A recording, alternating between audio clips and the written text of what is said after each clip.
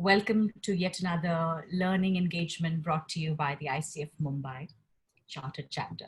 My name is Priya Sharma Sheikh, and I am the host for the evening. I'm a leadership and life transformation coach, and I have a PCC accreditation from the ICF.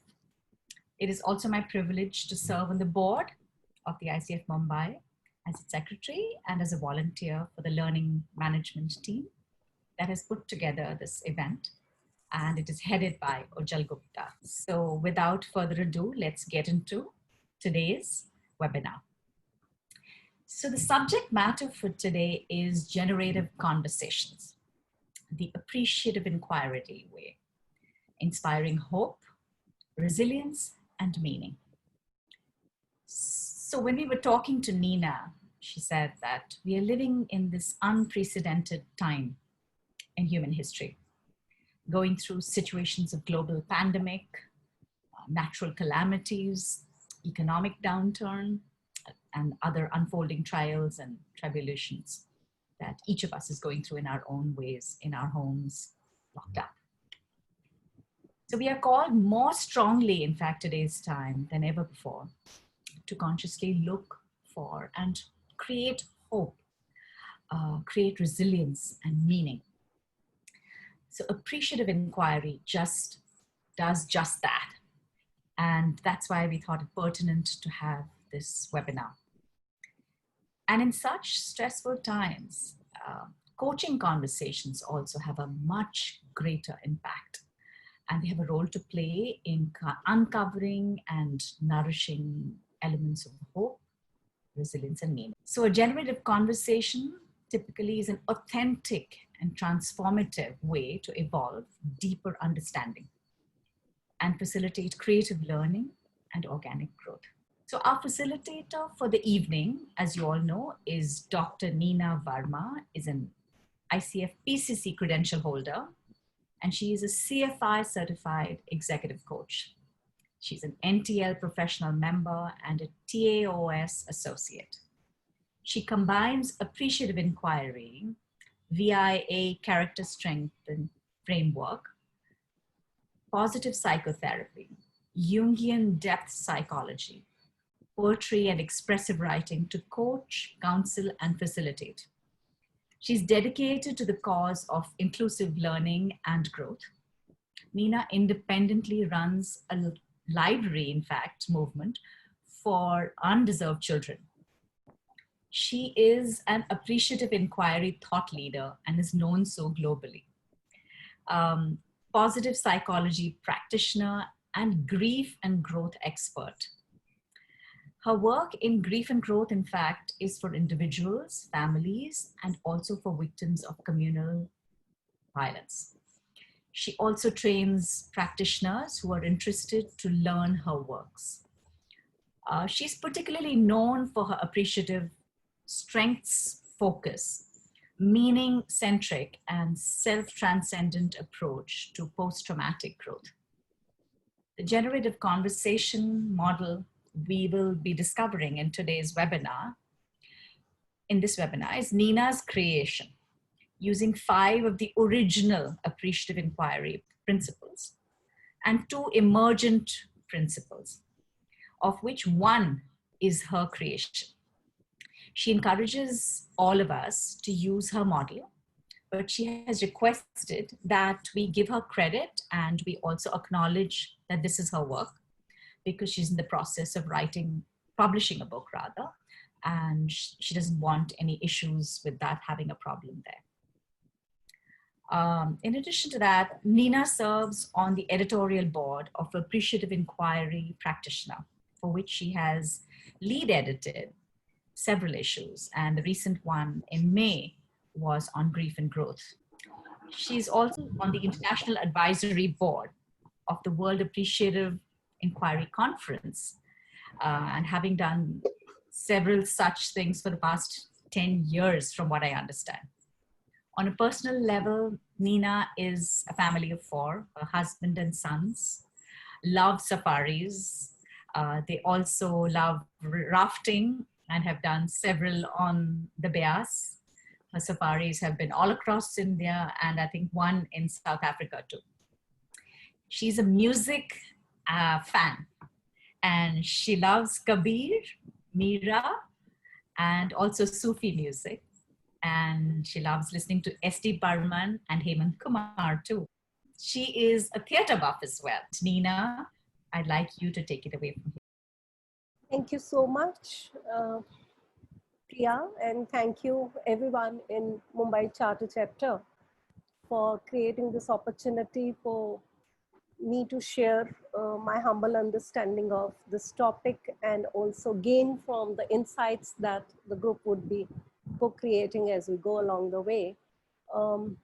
Priya, if you permit me, just a gentle correction can I make? I guess it was just a lapse, inadvertent lapse that you said Okay. Undeserved children. It is underserved. Underserved. No, I'm sorry. My Underserved. mispronunciation, it was That's okay. underserved. Yeah. Underserved kids. And I'm sorry for pointing it out, but it's important. Just a little important for me. Thank you. So let me start by invoking us all to a very beautiful quote, which I personally love very much. And I hope so will you. So here's a quote by Ben Okri. It's a beautiful quote. I will invite everyone to just spend about 20 seconds or so on this. Soak in the energy of each and every word that stands up for you. The most authentic thing about us is our capacity to create, to overcome, to endure, to transform, to love, and to be greater than our circumstances. I invite you to please now also think about what special strength, capability, or virtue of yours helps you be greater than your circumstances. Maybe you can type in 1 or 2 words in the chat box so we would know what special strength, capability, virtue of yours helps you be greater than your circumstances. Let's see what comes up in chat.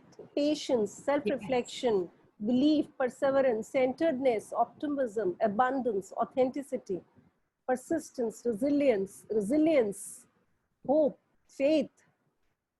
Wow, integrity, faith, resilience. Oh, Vasu has so many. Spirit, grit, sensitivity, perseverance, ability to create, silence. Wow.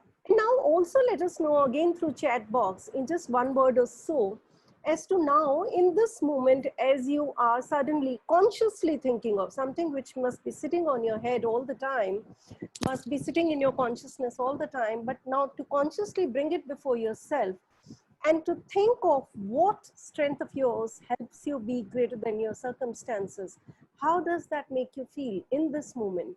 Powerful, joyful, good, confident, empowered, powerful, confident, valuable, in control, positive, focus, joyous, mindful, assured, present, fulfilled, gratitude, positive, focus, in the flow, peace, compassion, gratitude. Wow. So beautiful. What a start to the day that we have had. What a start to the presentation, the session that we have had.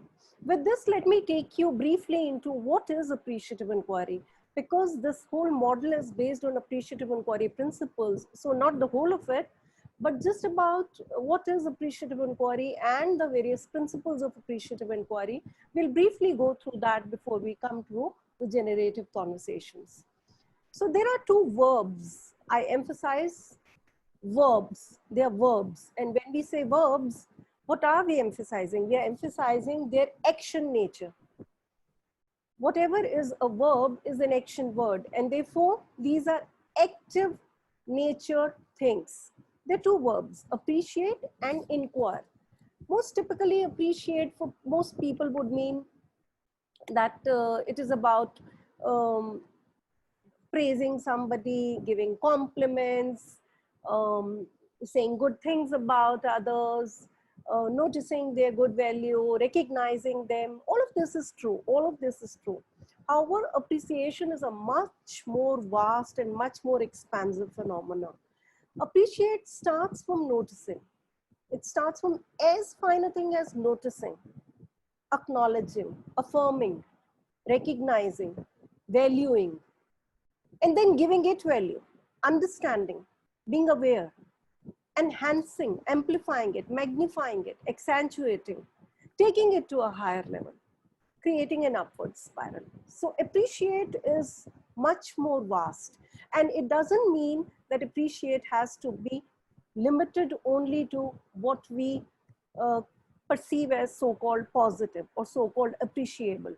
Because appreciate also means to notice, to be aware, to understand, to give it energy, to give it attention. So therefore, appreciate is that verb which is applicable in the context of any and every life process, whatever label we may give it, positive, negative, dark, light, whatever. Then the second verb is inquire. Inquire most typically would mean, to ask, to probe, to delve into. All of this is true. Then again, inquire also has a much more vast meaning. Inquire means to search. It means to discover. It means to go on a quest. It means to discover a deeper meaning. It means to find the fuller phenomena of the thing that we are um, examining or studying. So inquire basically in the context of appreciative inquiry would mean study, discovery, search, quest for creation.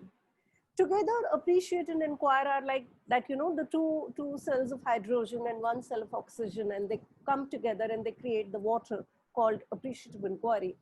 And that appreciative inquiry is, therefore, the art of inquiring into and about change or growth agenda with an appreciative orientation. The central process here is inquiry. There is a popular conception about appreciative inquiry that appreciative inquiry is about appreciation. It is. However, the process centrally is inquiry. The processes of inquiry, the approach is appreciative. The stance or the method is, the orientation is appreciation. So appreciative inquiry is the study and exploration of what gives life to human beings or human systems when they are functioning at their best. Now, nowhere does it mean or suppose that we cannot study the so-called negative or the dark topics. It doesn't say that you can't study attrition. It just says that while you are encountered with or you are battling with the phenomena of attrition, would you like to flip it and reframe and start studying retention? Then go further a step ahead and start studying engagement. So it is the study and exploration of what would give life to a human being or a human system when they are functioning at their best. The premise here is that every human being or a human system has some inherent life-giving forces which, when affirmed, they magnify positive energy. That human organizing and change is a relational process of inquiry. That the questions and conversations about strengths, success, values, hopes, and dreams are themselves transformational. That our constructs, metaphors, and images inspire our thoughts and action.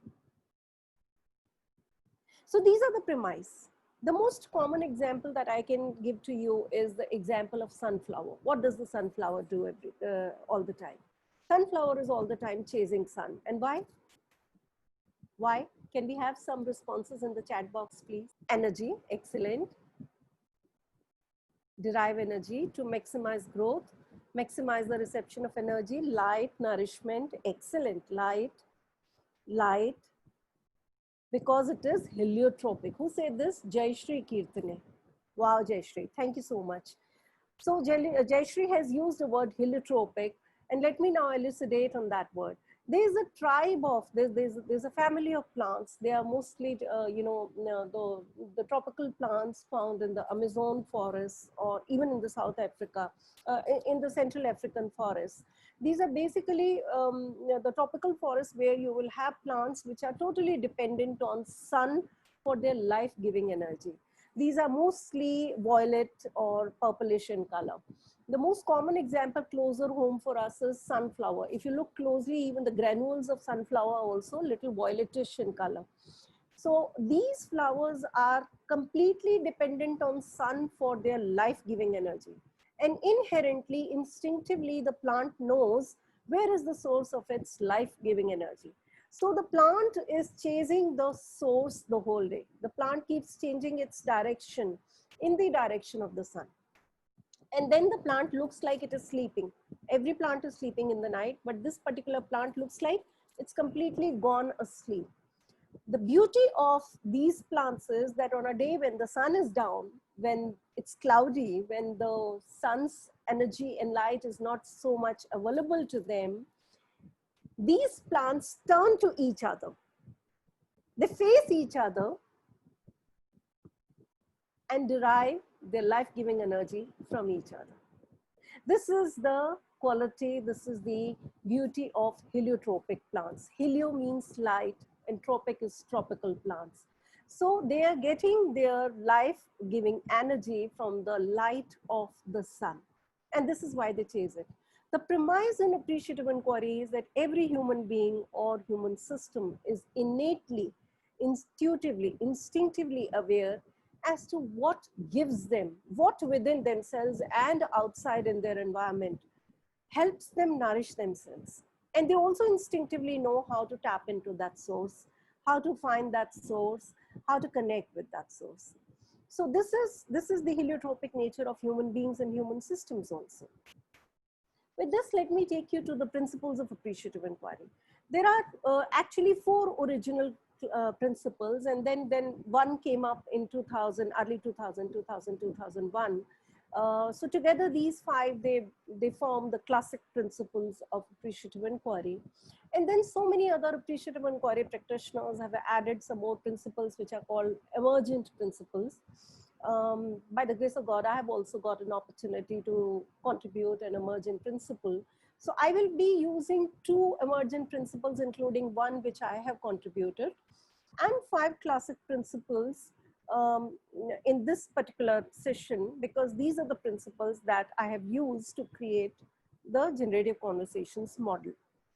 So let's start with the first. The first principle says, its name is constructionist principle.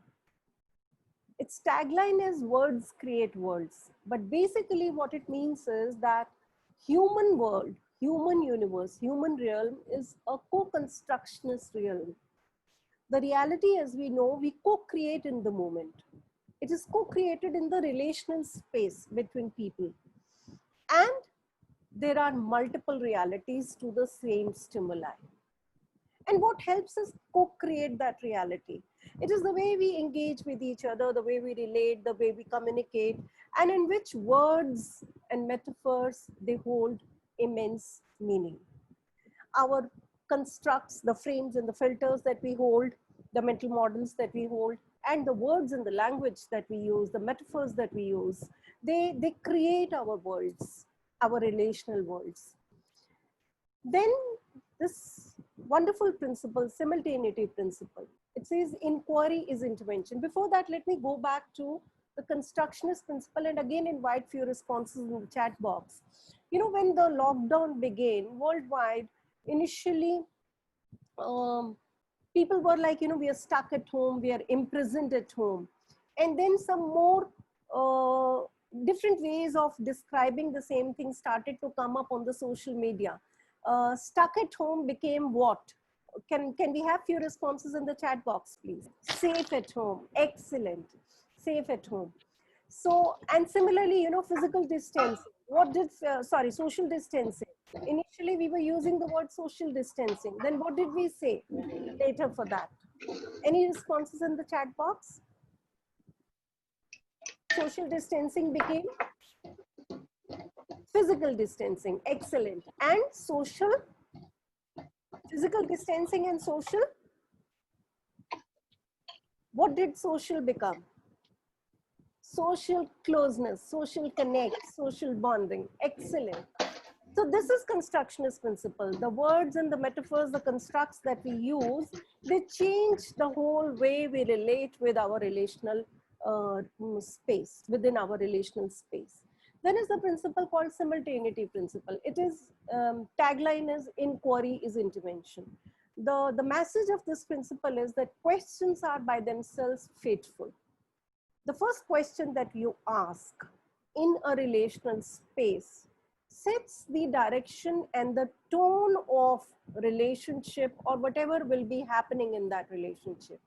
Let me give you my most favorite example. I don't know how many times I have used this example, but everywhere I find this example to be evoking a lot of interest and connection with the people. So I keep repeating it. A child comes home running and tells the parent that I have got 93 on 100 in maths. What is going to be the first reaction of a typical parent? Let's have few honest responses in the chat box. Where did you lose 7? Well done. Good job. Very nice. You could have done better. Excellent. Who got highest? Dude, you're smarter than me. Excellent. Very good. So while I like, yes, absolutely, you know, these are beautiful responses to give. Excellent. Who got highest? Dude, you're smarter than me, etc., etc. I never got more than 70. Fabulous. Excellent. However, the truth of the matter is that instinctively, this is human psyche, instinctively, our attention is likely to go on what somebody wrote here. Where did you lose 7?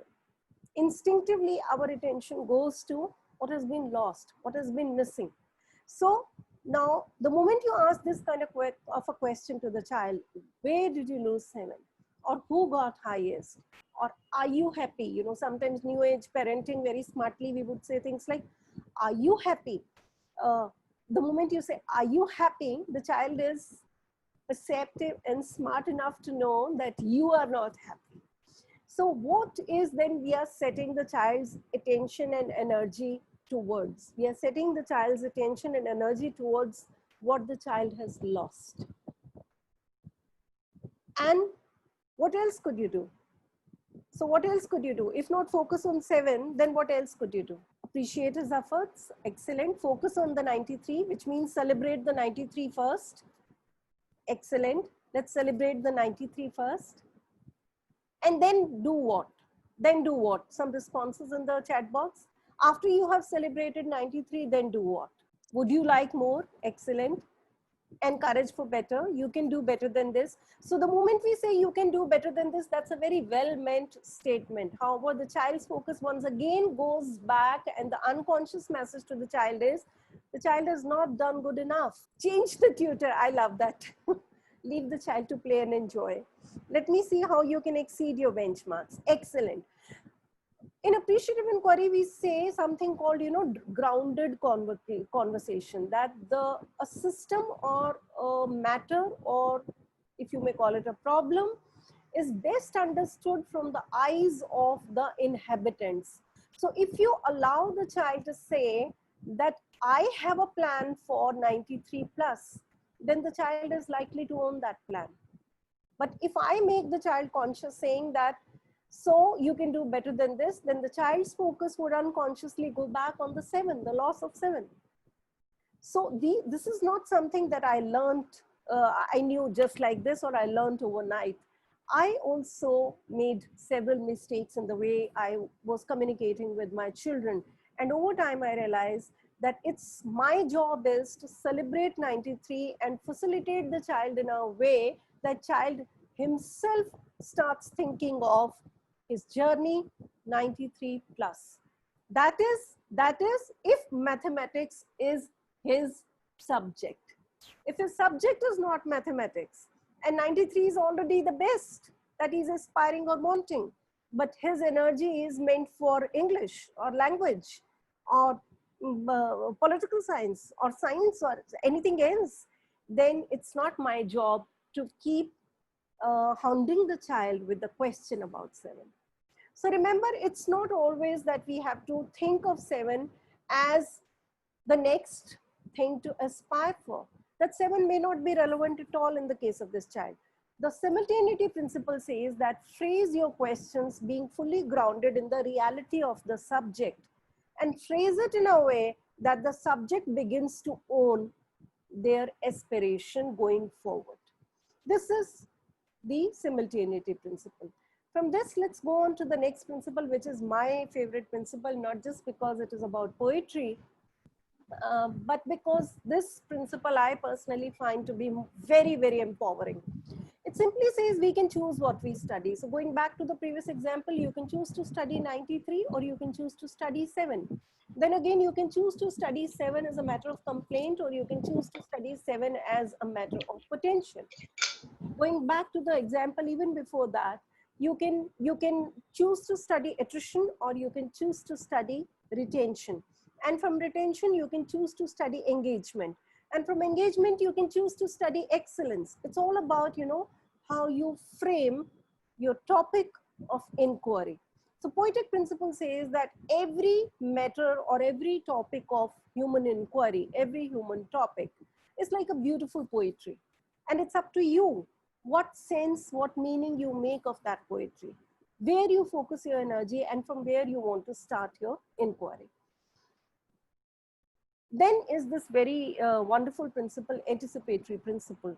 It's all about images, you know, and we are all coaches. We are using visualization. I'm sure many of us must be using this as one of our coaching, practices. So this is all about the power of visualization, the power of images. I don't know how many of us have seen this movie Bhag Milkha Bhag, but those of you who have seen, if you recall that particular uh, incidents, that explains why the title of the movie is Bhag Milkha Bhag. There's a particular incident when the protagonist Milkha Singh is asked by Pandit Nehru to go to Pakistan for a friendly game, and he's initially very reluctant and hesitant. Why? Because his very, very terrifying memories are anchored in Pakistan, when as a small child he had to run away when his parents were being, yes, Sanjeev Bhatia has mentioned this in the chat box, when the parents are being slaughtered, the family is being slaughtered. So his very terrifying memories are associated that. But then he has several terrifying memories associated with the word bhag. So it is like, you know, at that moment when his father said bhag milkha bhag, so bhag milkha bhag became a terrifying anchor for him. Then later when he comes to India and from the refugee camp, he falls in the company of some other, children like him who have lost their way in life or whatever. And they are all stealing coal from the train. And so once they get caught, and when they get caught, the leader is telling everyone, bhag, bhag, bhag. So he also hears bhag milka bhag. That's again a very terrifying memory, because the police had caught them and they have to jump off the train, and they have to go run, save their lives. So bhag has got terrifying anchors in his life 2-3 times. And what happens in this in the Olympics where he loses, at the very last second, just when he's about to hit the finishing line, he hears somebody from his team, most likely his coach, saying "Bhag Milka Bhag," and that in that instant activates the terrifying images, and those images inspire action. They fill him with fear. They fill him with worry. They fill him with, a sense of loss, and he loses the race.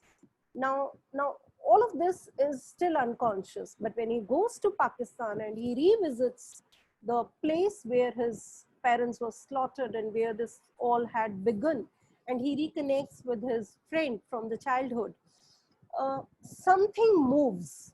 Some kind of a catharsis happens. Some kind of, when you access a past memory which has become a wound, and now you access it with compassion and with forgiveness, and with an intention to bring it to some kind of a closure, not a forced closure, then something within you moves, and that uh, that helps you release that pent up energy. So that happens before the friendly race. He goes and visits his village. He reconnects with his friend from childhood. He sees the entire visual playing in front of his eyes when his parents, and suddenly in that moment, he becomes conscious of the fact that when his father said, Bhag Milkha Bhag, what did he see in the eyes of his father? He saw in the eyes of his father the final blessing. He saw in the eyes of his father concern for the son. He saw in the eyes of the father that paternal affection saying that I'm here to protect you, go run, save your life. And that releases him from the guilt, from that pain, that terrifying loss, that grief. And next day in the race, once again, when he's called out while he's running, Bhag Milkha Bhag, it is no longer a terrifying visual anchor for him. It is no longer the image which is inspiring fear. This time it is an image which is inspiring a fond memory of his father's final glance in which he had seen the father's final blessing to him. So now this image becomes something different, and it inspires the action of him going and finishing the race and winning it. So this is anticipatory principle. It says, what kind of images are you presenting before the people with whom you are in conversation, or the coaches or your group participants or other people in your life? What kind of images do you bring to their consciousness? These could be images from within their consciousness, or these could be images which you could help them see in their environment, which will inspire them in the direction of their best version. So with this, now let's come to this principle, positive principle. This is also a classic principle. This was created by the founders only. However, this came up later in the year 2000 or 2001, when they realized that, you know, how this principle, positive principle, so simply sums it all up. The four things, that positive affect leads to positive pursuits. So I personally feel that this is a derivative principle. This is both a summative principle as well as a derivative principle. If you activate any one or more of the previous principles, the fifth principle is bound to get activated, and vice versa. Then I love this principle. It has been created, contributed a little later by one of the Appreciative Inquiry co-founders, Professor Ron Fry, which is about narrative principle. This is very, very relevant for us coaches, because this is all about stories. And in coaching, you know, more than half the time we have stories, you know, all the work is happening through stories.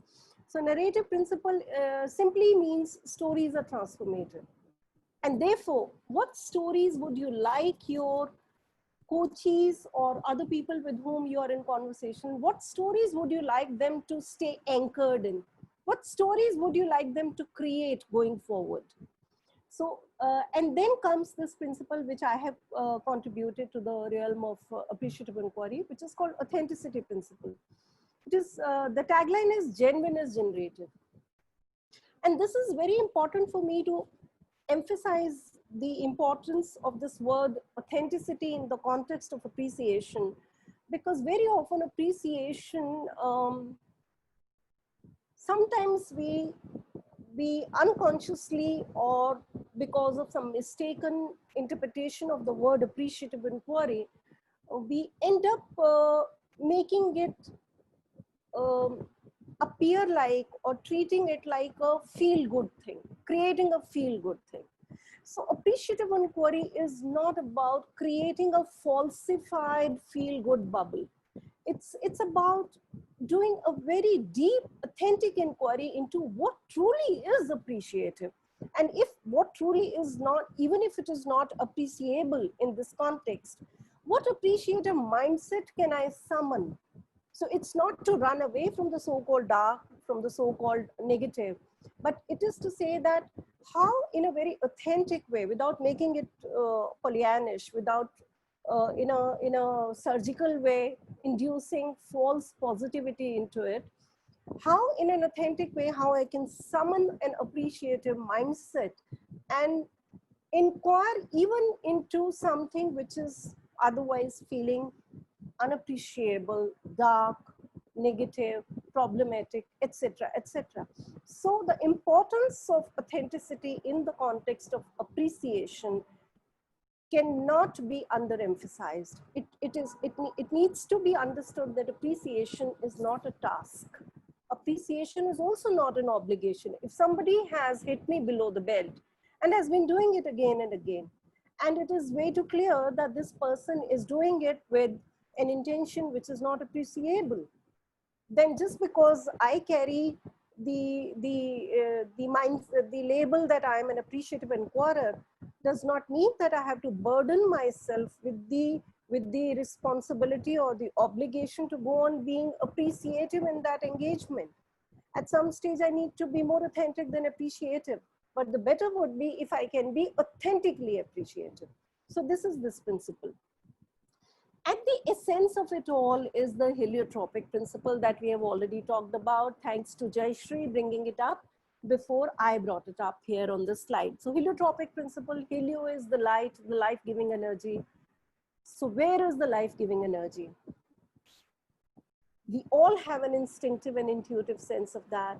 And if we allow ourselves to sit calmly in the moment, our native wisdom starts to guide us in the direction of what will help us be more affirmative and more creative with whatever we are struggling with. So with this, let me take you to the concept of generativity. And more so because now we are going to work with appreciative inquiry principles in the context of conversations. So what is generativity? I love this word more than any other word in the context of appreciative inquiry. Generativity means being able to see and think in new ways. It means, it is about, what construct, metaphor or image you're helping that can shift the view and that can shift the discourse. It is about asking questions which carry an element of surprise, which are able to create a human touch so that people can allow themselves to be vulnerable. They feel a sense of psychological safety. They can trust you in the here and now of the moment, in the here and now of the engagement, and they can begin reframing and then therefore transform. So generative question is about that, which helps you discover, imagine, create things with a new image or construct and letting people think or act or behave differently. Choice is the key here. What do you choose to see? What do you choose to ask is the key here. What construct do you choose to work with is the key here. And in this beautiful quote by Goethe makes immense sense. Treat people as if they were what they ought to be, and you help them become what they are capable of being. This is generativity. Focusing on what they ought to be, not what they are being. So somebody may be hitting me below the belt all the time, but if I choose to focus on that behind his so-called dark action, what is his positive intention? What is his positive pursuit? What is his message to me? What does he really want from our relationship? Maybe his manner is not so likable, but maybe his intention is something at the level of which we can connect. And that is where if I focus attention, then perhaps I have a chance, not a guarantee, but I have a chance that I can help this person become what this person is capable of engaging, not by hitting below the belt, but by saying upfront in an authentically appreciative way as to what is this person's trouble in the relationship or ask in the relationship. So this is generativity. Now with this, let me pause for a moment and say that as we would perhaps agree, we all have a story to tell if you care, something to learn and something to share. So let me share with you a story from about a month and a half ago. It has happened in the last 2-3 months only. So it was towards the end of, I don't recall exact date, but I think it was the last week of April that I received a call from somebody who helped me recall that we had met somewhere in 2015 in his company. So this is this person contacted me in the last week of April, and he helped me recall that we had met sometime in 2015 in his company. I was at that point in time actively um, running an awareness campaign.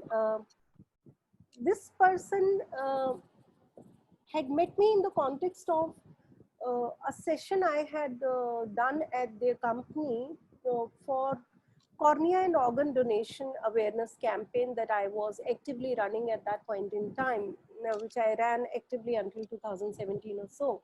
So I used to go to various organizations and communities, residential communities and institutions, etc., and individuals also, and help them understand the whole process of cornea and organ donation, and then take a call whether they wanted to pledge.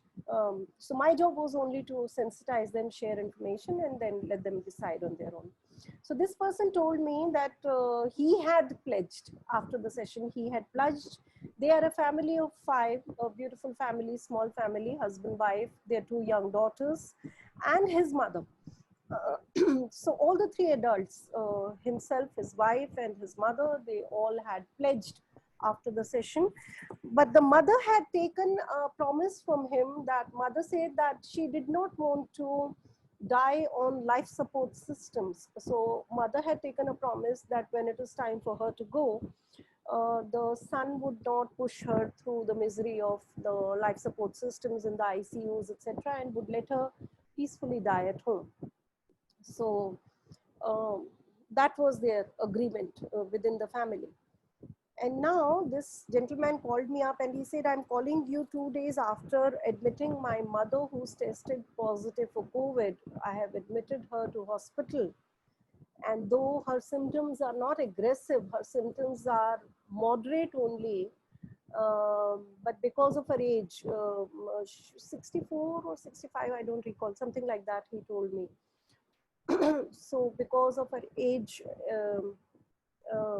it was considered wise that she should have been admitted. So he sounded very distraught and very distressed. And of course, I could kind of guess that obviously he's worried, he's very anxious for his mother. But I just held the space for him. We agreed to have a longer conversation, half an hour later, so I could also be free and available for him. So when I later connected with him again, by then he had burst into tears. As soon as I called him and he picked up the phone, he burst into tears, and he was more distraught than he was half an hour before. He was very distressed, and all that I could guess was that he has a natural anxiety, which is very understandable, that a 64, 65-year-old mother is hospitalized. She's tested positive for COVID. And April, we were still not, in Delhi, we didn't have so many cases. So in Delhi, there was still not much information available about what's happening in the government hospitals and all that. So I just held the space. Honestly, I was completely blank. I didn't know what to say. I do not have any prior reference points in my understanding to which would guide me about, what could I say or do with a person who's going through this kind of stress and anxiety. So I just held the space for him, and slowly and gradually, he started to talk, and he said, you know what, Neena ji, I'm of course worried and very distressed and anxious because we are not getting any information about what's happening in the hospital. And ours is a very small house of 2-bedroom. And I'm not a very rich person. I cannot afford to go to private hospitals, which are fleecing money now. And I have to rely on a government facility. But of course, I'm worried for what's happening there. But more than that, what I'm worried about is, and that's when he told me that the mother had taken this promise that she didn't want to die on the artificial support systems, and that she wanted to die peacefully at home. And So he said, you know what, Neena, what happened was that I have two daughters, two young daughters, and the elder one has juvenile diabetes. So she has congenital diabetes. And my younger daughter is a special learning needs child. And this being a very small two-bedroom house, we just didn't know how to isolate. And though me and my wife were both very clear that we were not going to send mummy to hospital because her symptoms were also not aggressive, her symptoms were moderate. And we were clear that we wanted to take care of her at home only. And especially in view of the fact that she has this peculiar wish that she, if God forbid something goes wrong, she wants to die at home. So we were very clear that we were not going to send her to the hospital. But at the same time, you know, the parents that we are, we were equally worried for our children, especially the one who's juvenile diabetic. And we were getting paranoid with the isolation that we needed to have at home. And that is when suddenly my mummy, she decided and she told us that it is her decision and she wanted to go to the hospital. And it took us a while to agree to her decision. But she told us amply clearly that it is her decision and her decision alone. And this, we could, in one way, we could understand and we could, you know, respect her decision because she's the one who takes care of my children much more than we both working couple do. So our children are basically more attached to her than to us. So her concern for my daughter who has juvenile diabetes was quite, you know, palpable in her voice when she announced her decision that she wanted to be admitted to hospital. But at the same time, I cannot find a way to get rid of my guilt. I'm filled with guilt. I'm filled with grief. I'm already a part of me is already begun grieving for what I anticipate would be my loss. And so he had worry on his mind, he had fear on his mind, and he had guilt on his mind, and he had grief on his mind. And on top of it all, both the daughters were like, you know, they were now more disturbed than they would be otherwise because they are missing the parent figure with whom they are most attached, especially the younger daughter who's a special learning needs child, and she has a lot of dependence on the dadi. So all of this is happening, and he would invariably talking, he would break down, he would keep crying. Our first conversation, it was 2 days into that he had admitted his mother to the hospital, went on for nearly, I think, 2.5 hours. And a long amount of that conversation, I can say that I was just holding the space in respectful silence for him. Every now and then he would break into tears, and honestly, I was completely blank. But one thing that I told myself is, Neena, all that you can do in this moment is just be with him. Just be with him. Do not try to figure out to yourself what you need to do, what you need to say. Just be with him. Respectfully hold the space for him. And that is what I did. That is what I did. It was very hard to do, but that is what I did. Slowly and gradually, you know, his voice was becoming more and more stable. And then towards the end, we had nothing to kind of say or talk about what to do. But we promised to talk again the next day and the next day and the next day, as long as he wanted to talk. And then he called me again for sure next morning. And he said I could not sleep, quite understandable. And then he asked me, Neena ji, what do you think I should do? So I can't forgive myself. My guilt has caught me. I have betrayed my mother. We lost my father when I was still in school, and me and my sister have been raised by my mother, who faced all the hardships, but she gave us the best education, and she's a most non-complaining and undemanding person. She's never asked for anything in life, only one thing that she asked for. And I have not been able to give her that very thing. And what should I do? So I didn't know what to say to him, honestly.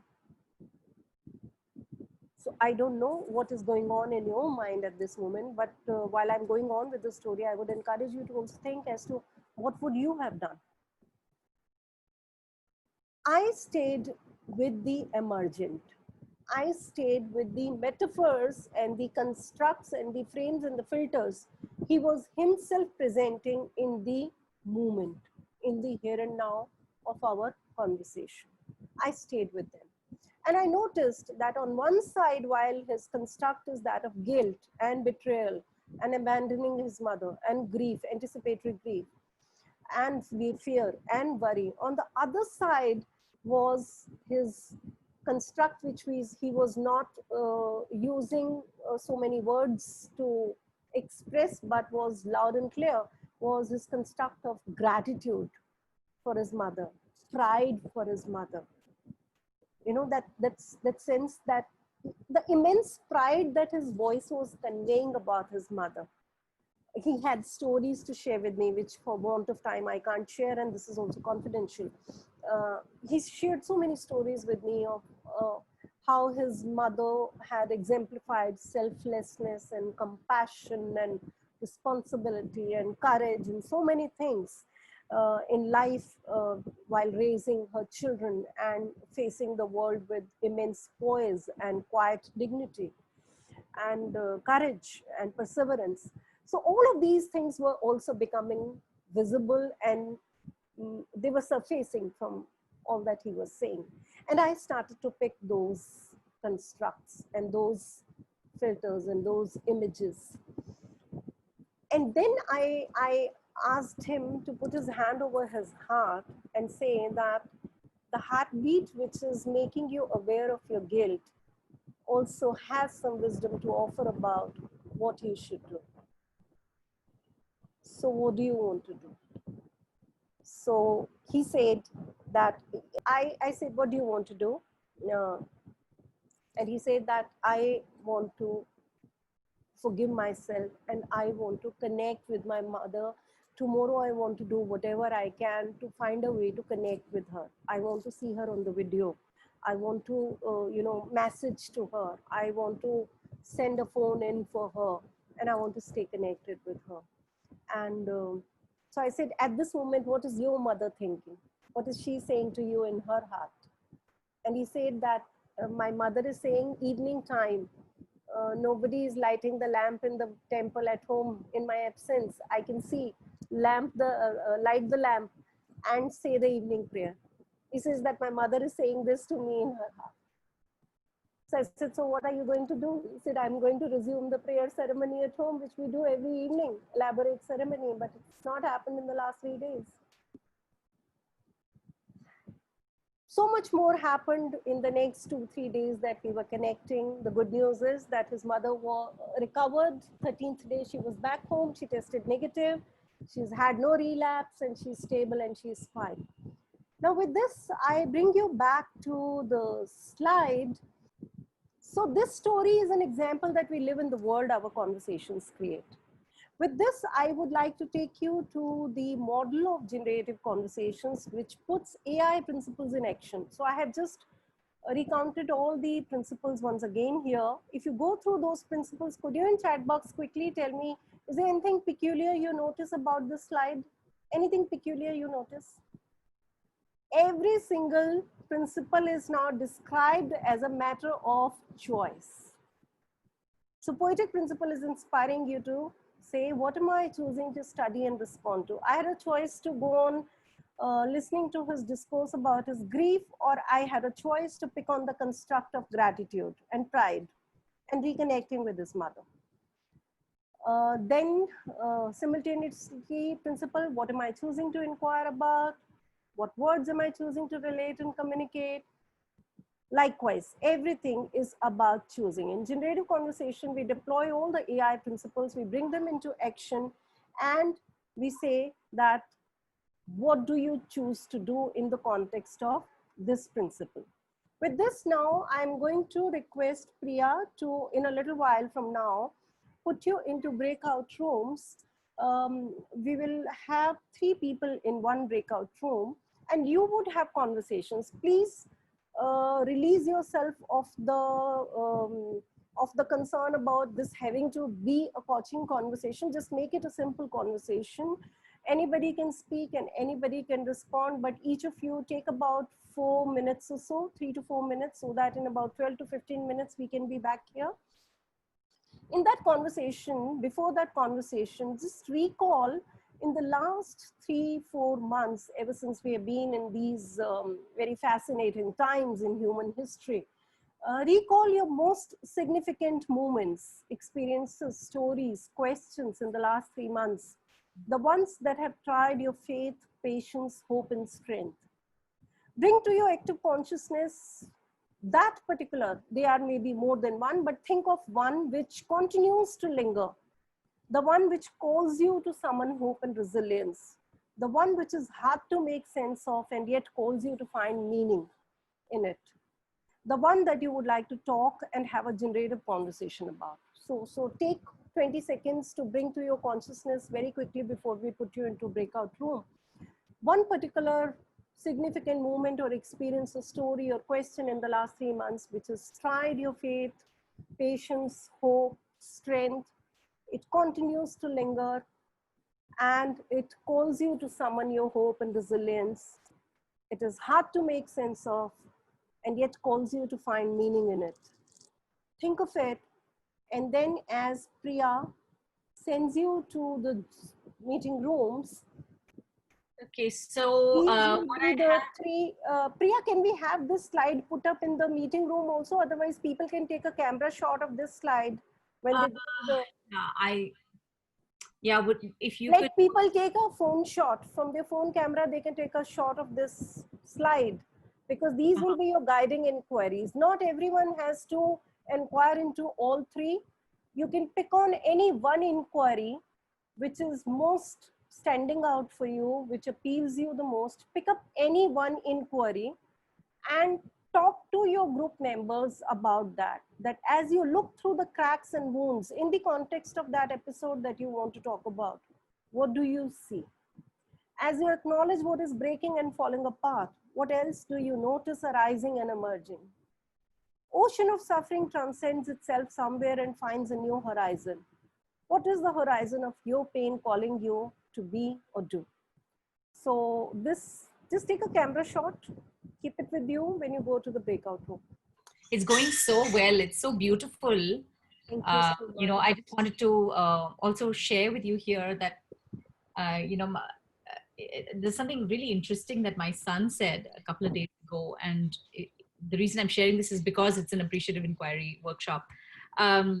He said that, he says, I said, all of these things that's being said about Trump and, all the senior the leaders, the leaders of the countries, people are saying such bad things about them. And, I'm surprised that people don't, do something drastic. I'm surprised that nothing drastic has happened. So he says, Mama, what I find in all of this, I don't really, care what people say, but what I do is, how can I wish that Trump proves to become the best ever president? How about if I wish that he donates all his money to Goodwill?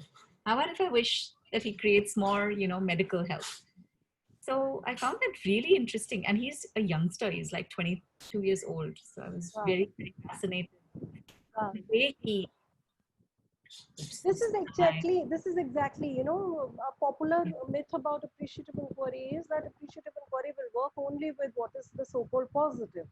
Right. Okay, that is, yes, the common form of appreciative inquiry, but a more pronounced form of appreciative inquiry is working with the so-called negative.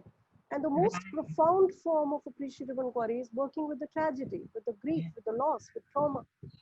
So, right. Well, it's, and your son makes immense sense when he says that this is what I would rather wish. Yeah. So वही मैं कह रही थी कि the millennials of today, they are underseen as not being that mindful. I think they are very mindful. बहुत ज़्यादा सोच के बताते हैं.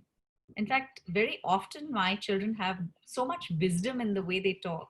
Surprises me. I'm like, left with my mouth open saying, whoa, where did that come from? That sounds like such a mature response. I'm proud and grateful to say that if I have even a tiny bit of wisdom in life, I attribute 99% of this to my children. My Wow. children are my best teachers in life. Right, right. So Neena has requested to put in one word what your experience was in the chat box, please. And you can also perhaps put the number, which particular inquiry you were talking about. Right. Second inquiry, somebody said Parinita, gratitude, novel, revelation, narrative, empathetic. Good to make two new friends, group 20. Outstanding and moving. Sorry, two words. Mora Merrier. Guilt and fear. Second inquiry, gratitude. 6, revealing. Awesome. First inquiry and third inquiry, excellent. You know, very typically we associate this perception to appreciative inquiry that this is going to work only with what works or what is positive. Yes, that's true, that appreciative inquiry works wonderfully well with what is extraordinary. But a more pronounced application of appreciative inquiry is with the so-called negative or the so-called problematic. Appreciative inquiry doesn't run away from it. It very respectfully honors what is, and it very respectfully inquires into what is, but with an appreciative mindset. The most profound form of appreciative inquiry, the most profound application of appreciative inquiry is inquiring into tragedy, into loss, into trauma. And inquiring into loss, trauma, tragedy with deep appreciation is perhaps the most profound form of appreciative inquiry that I have come across. And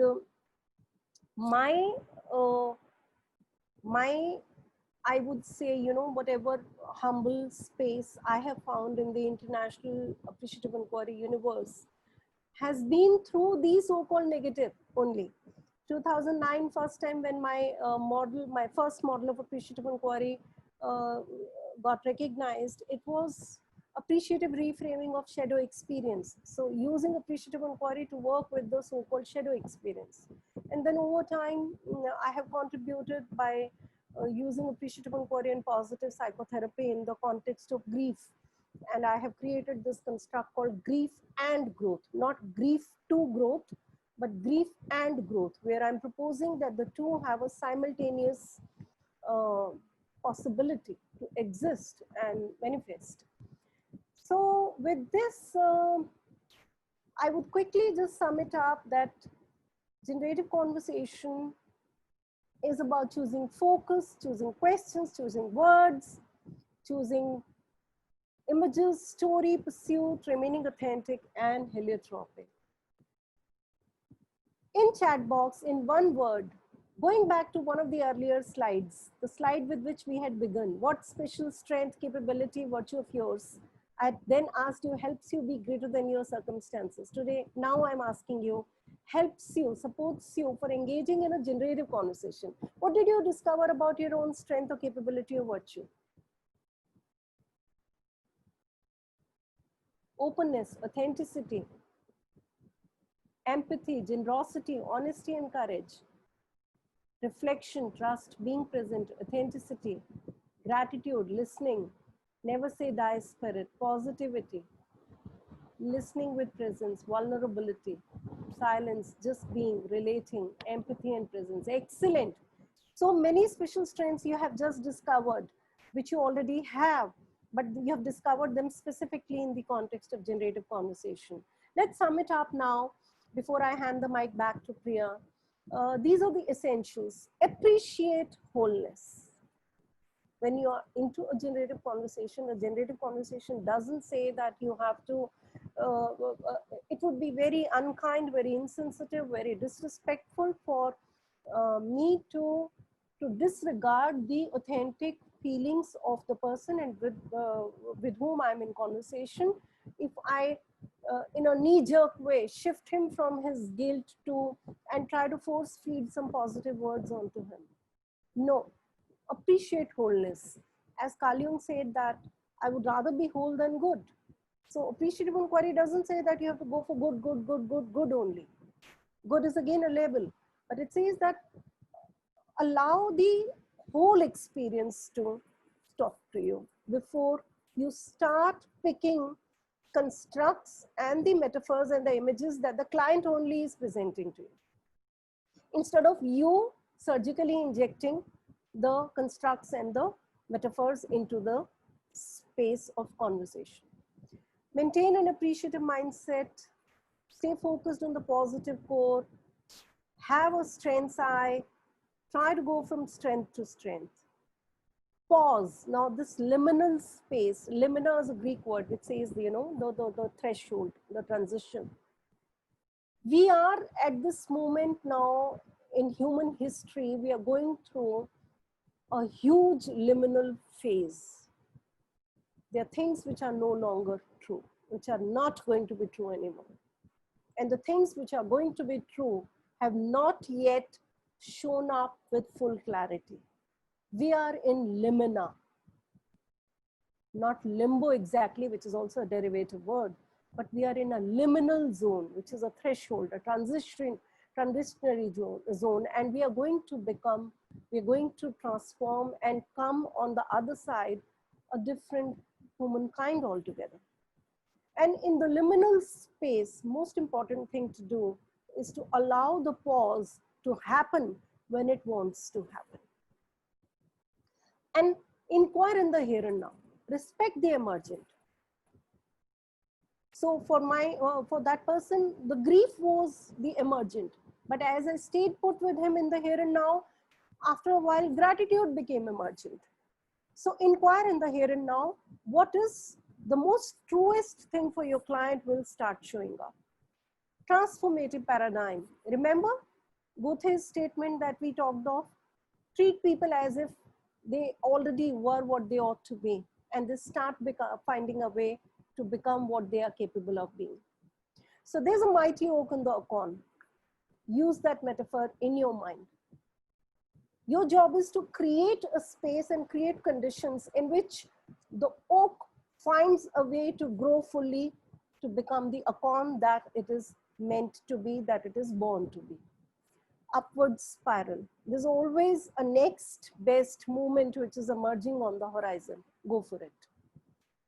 And choice. Choice is the key element. Finally, remember your most generative conversation is with yourself. Feel your wound and find your light. There's a light at every window. Go look for light. Go light the light. With this, I hand it over to Priya. This has been absolutely phenomenal, Neena. Thank you so much. Unfortunately, we are at 8:57. If everyone is okay, we can extend this by another, say, 10 minutes. So we can take at least a couple of questions if someone has. Meanwhile, but in the end, I would need half a minute more only in the end. I understand. So I'm meanwhile also launching the poll for all of you to please give in your feedback with us. Any questions that you have, can you please raise your hand so that we can ask you to unmute yourself and speak up, because it's all right. Shripad, go ahead, unmute yourself and ask your question. Thank you. Neena, I was curious how this relates to the concept and practice of non-violent communication.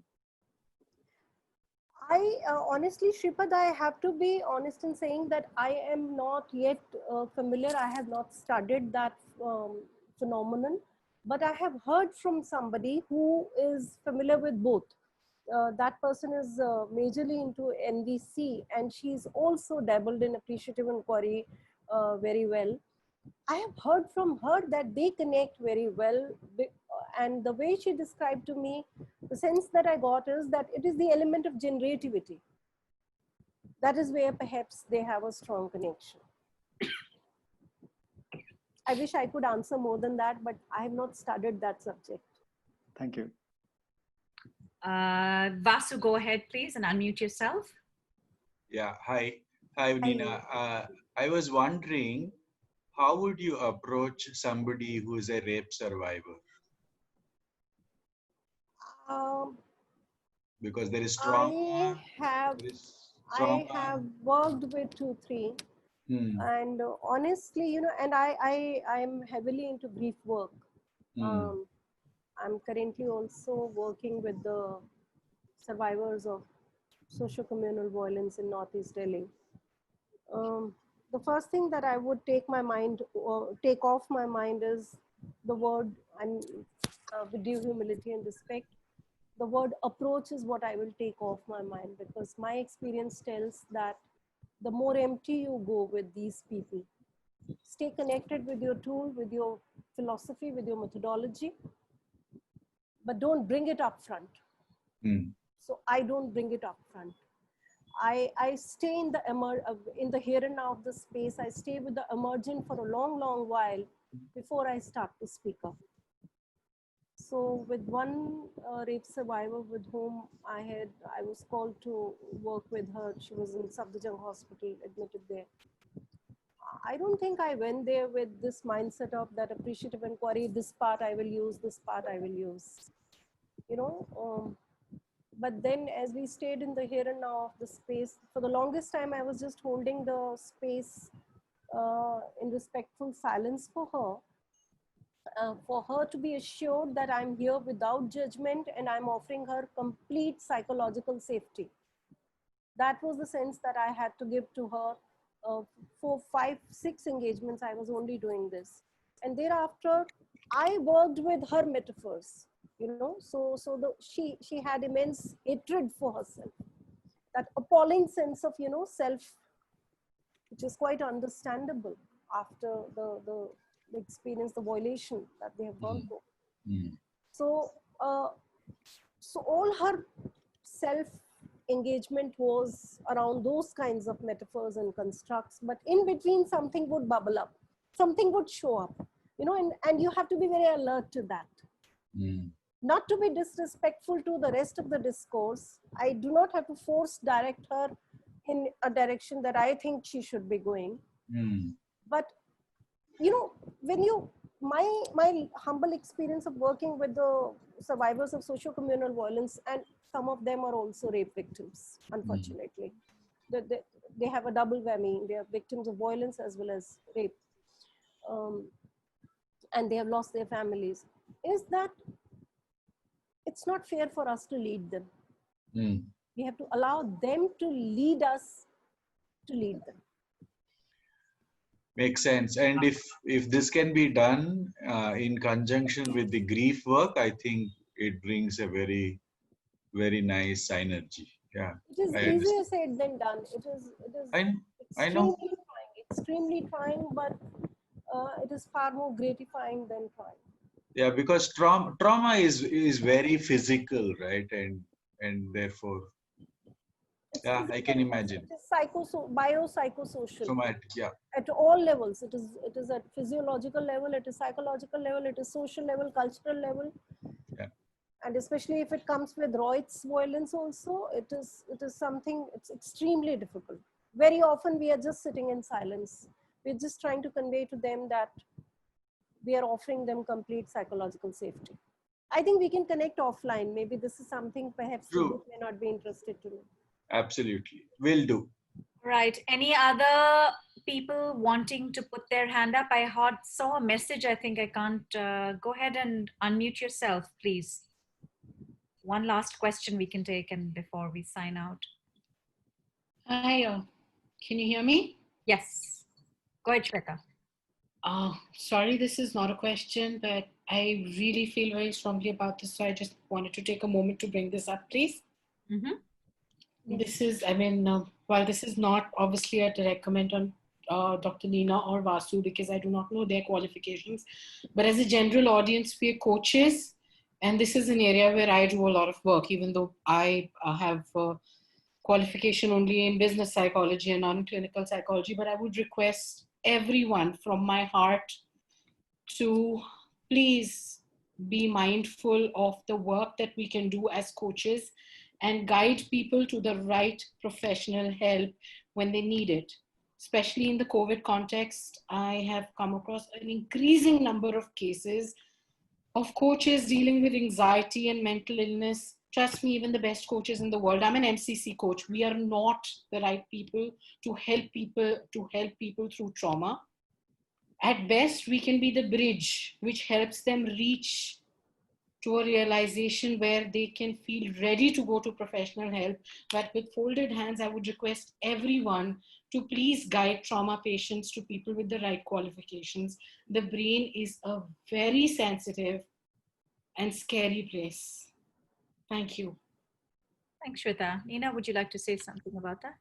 No, she makes perfect sense. Yeah. It's just that, as she herself said in the beginning, that perhaps she doesn't know my or Vasu's background, but she makes perfect sense. Yes, coaching has its own limitations, and we should be always aware when we need to make a referral for therapy. Wonderful.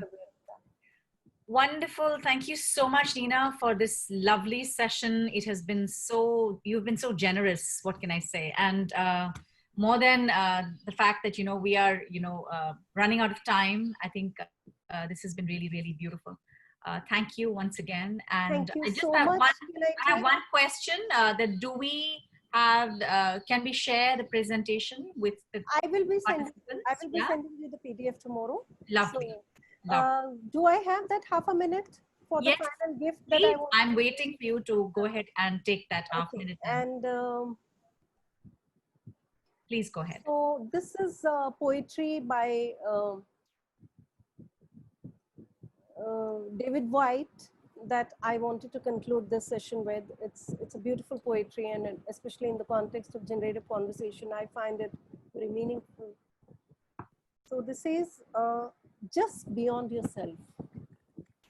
Just beyond yourself, it is where you need to be. Just beyond yourself, it is where you need to be. Half a step into self-forgetting. And the rest, restored by what you will see. Just beyond yourself, it's where you need to be. Half a step into self-forgetting, and the rest, restored by what you will meet. There's a road always beckoning. There's a road always beckoning when you see the two sides of it closing together at the far horizon. And in the deep foundations of your heart, at exactly the same time. That is how you will know this is the road you have to follow. That is how you will know this is the path you have to go, just beyond yourself. There's a road always beckoning just beyond yourself. It is the place where you need to be. Thank you so much. I would close by asking you to think about, as you leave, where is your energy? What is your first sense? What is calling you in this moment? Allow these questions to sleep with you tonight. And many thanks for today's co-traveling, especially Ujjal and Priya. So grateful for this opportunity that you created. And for my side, love and light always. Thank you, Shweta, particularly for bringing this very important point to light. Thank you. I echo that. Thank you so much, Neena. It has been an absolute pleasure. And on behalf of the ICF Mumbai Chapter and all our members and our guests, it has been a privilege. I look forward to doing more work with you. Thank you very much. God bless you. Thank you. Bye-bye. Everyone, stay healthy. Take care and stay healthy. Thank you. Wish you the same here. Thank you all. Have a good night.